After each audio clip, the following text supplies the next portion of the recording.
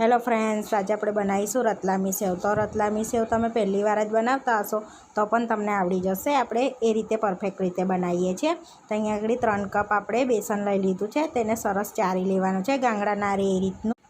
હવે મિક્સરના બાઉલમાં આપણે 1/4 કપ પાણી ને 1/4 કપ તેલ લઈ અને એને સરસ પીસી લેવાનું છે।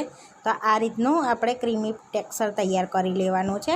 હવે આપણે ખાયણીમાં અજમાને અચકચરો વાટી લઈશું। તો 2 ટેબલ સ્પૂન જેટલો વાટી લેવાનો છે અચકચરો આ રીતે।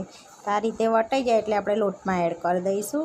હવે થોડી હિંગ એડ કરીશું અને મસાલો એડ કરીશું। સફેદ લાલ મરચું એડ કરવાનું છે જેથી તીખાશ પકડશે નહીં, અને હળદર એડ કરીશું। સ્પેશિયલ રતલામી સેવનો મસાલો એડ કરીશું। મીઠું એડ કરી દઈશું અને સરસ એવો લોટ બાંધી લેવાનો છે। તો આ લોટ પહેલાં આપણે કઠણ બાંધવાનો છે, તો થોડું થોડું બેટર એડ કરતા જઈશું અને લોટ બાંધી લઈશું। તો આ રીતનો આપણે કઠણ લોટ રાખીશું।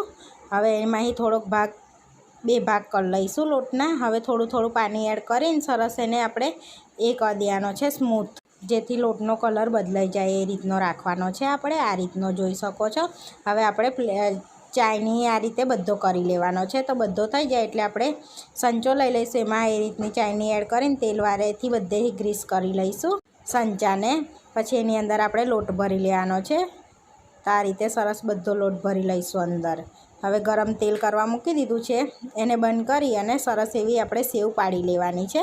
તો આ રીતે સંચો રાખીશું ઉપર અને ગોલ ફેરવતા જઈશું એટલે સરસ એવી રતલામી સેવ આપણી પડશે। એકવાર ફેરવી લેવાનું છે પછી કાઢી લઈશું। હવે ધીમા તાપે સરસ એને પલટાઈને આપણે તળી લેવાની છે જેથી ક્રિસ્પી થાય એ રીતની। તો આપણી તળાઈને રેડી થઈ ગઈ છે। આ રીતે બધી આપણે તળી લેવાની છે। તો બધી રેડી થઈ ગઈ છે તો આપણે એને તોડી લઈશું આ રીતે, અને ડબ્બામાં ભરીને આપણે સ્ટોર બી કરી શકીશું। તો 15 દિવસ સુધી